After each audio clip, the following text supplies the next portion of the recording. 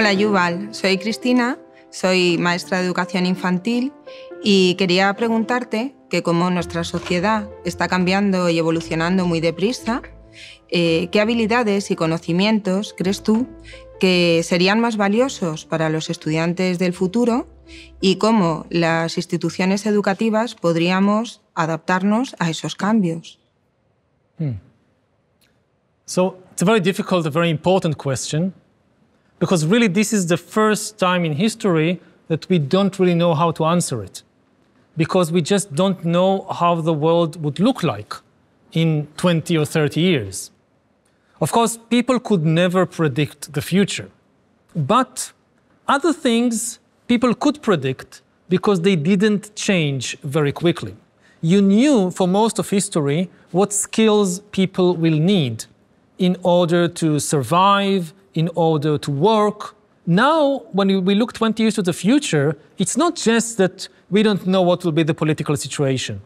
We also have no idea what the economy will be like, what the job market would be like, what kind of jobs people will have. We know that many jobs that people do today will disappear. Other jobs will appear, but we don't know which. So if we focus on a particular skill, it's very dangerous.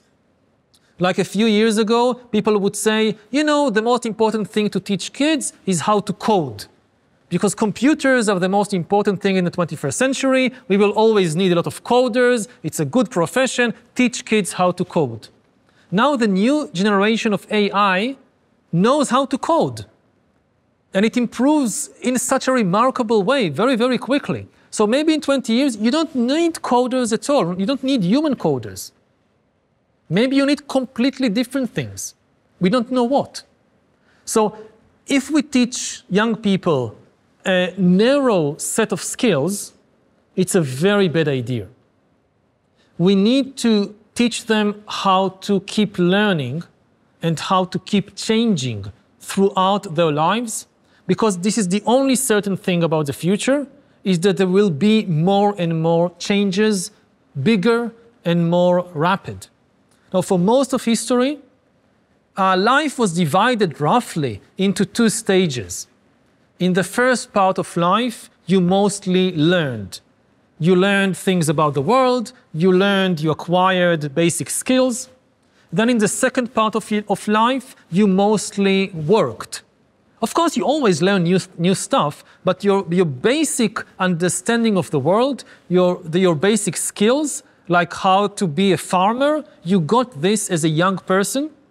And as an adult, as an older person, you just make use of what you learned in your youth. This is now over. What you learn as a young person, by the time you're 30 or 50, it's gone. The world is completely different. You need to relearn everything. Actually, it's becoming important to forget, to adapt to the new world. You actually need a skill to forget what you think you know, because what you think you know often interrupts, often makes it more difficult to learn new things. Maybe you even need to learn again how to walk and how to see. Like in the past, as a baby, you learn how to walk, you learn how to see, and until you die, this is how you walk and see. I mean, what can change? Now, with the creation of new virtual worlds, that people may spend more and more time in virtual reality. And the laws of physics in virtual reality could be different. You walk differently there. You see differently. So maybe you need, at age 20 or 50 or 60, to learn again how to walk in a new kind of world. And we can't predict that. So what we should focus on is teaching young people how to keep learning and keep changing throughout their lives, and really how to keep a flexible mind. Maybe this is the most important skill, how to remain flexible, how to keep kind of reinventing yourself again and again throughout life. And for that, a very important part of it is to be able to let go of what you think you know to be able to say, I don't know. Which is not easy because, in school, also in university, when somebody says, I don't know, very often they get a bad mark. But the ability to say, I don't know, the honesty, it takes courage. It's the first step towards knowledge is to admit that I don't know. If you pretend that you know, you will never learn anything new. And this is actually also, it's very important now, but it's always been important. Science, actually, is based on ignorance. Science is the invention that created modern science was not a discovery of any piece of knowledge in geography or astronomy, Copernicus or Darwin, no. The big scientific revolution which launched modern science was a discovery of ignorance. For thousands of years, people thought they know everything. That some holy book or some holy person or whatever, they know everything. We don't need to learn anything new, we know everything.